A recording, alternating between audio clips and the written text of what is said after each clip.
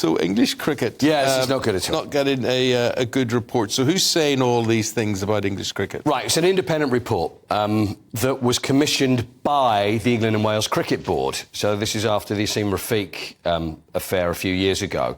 So basically, that was at Yorkshire. Now they've issued now an unreserved apology to those who face discrimination in cricket. They've called it holding up a mirror to cricket, which is the name of the report. Whether they actually expect it to be quite as bad as it was, I don't know, because it really is.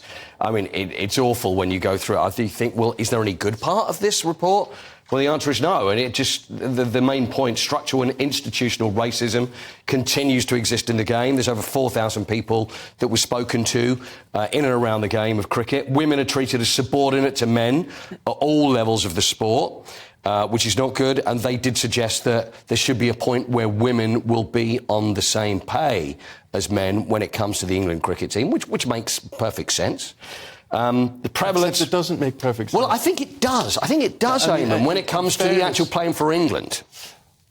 You mean your wage for playing for your country? Correct. Should be the same, right? I do. But I suppose everything that comes into play here, it's the same as women's football.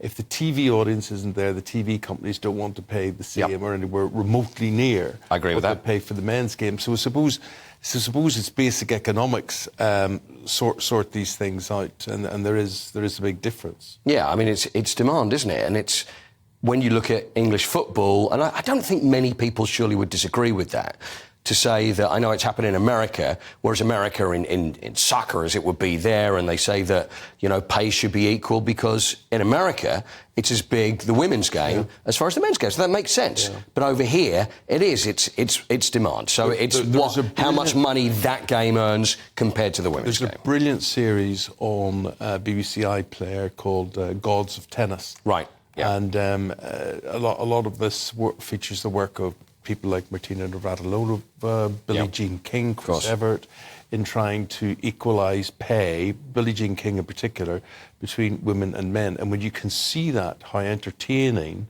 women's tennis was in the 70s, 80s and 90s, I mean, the case is absolute there, absolute. And she did so much to get that equality brought alongside. Billie Jean King did, of course, in the game against Bobby Riggs back in the early 70s, which was the, man against woman game, the famous game that she won. So she's done a huge amount, obviously.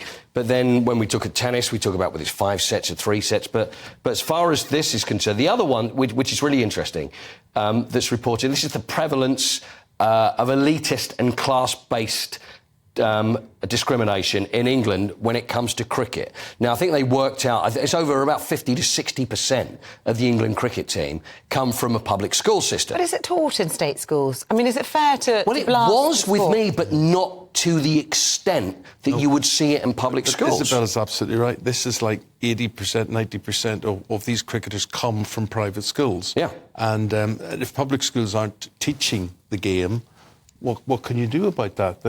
That's it. Yeah. I mean, that's it. It's where it begins. So it's very well being able to say, well, these are just posh boys that are playing cricket. Where does it begin? Is cricket actually in the schools? I mean, when I was a kid, it was there. But the thing is, then the equipment you would see, I mean, certainly wasn't at any public school. And then when you would play cricket against those, I mean, it was a different situation altogether. The cricket, the coaching. There's public schools that are not far away from where I live. Whereas I know that the cricket coaches, there's ex-England players, there's people that played for Essex compared to what they have in other schools. So I think the numbers are, it's around 58%.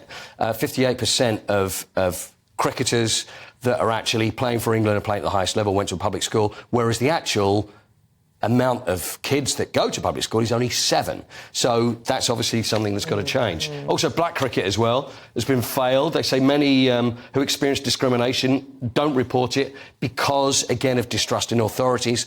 It goes on. So it really is a damning report on cricket. And it was based on the interviews with 4,000 people. So, I mean, this is a widespread criticism, effectively, of the sport. And they're just putting their hands up, the authorities, and saying, OK, we apologise, but they've got a big job. They've got a lot that they've got to do to try and then turn this around.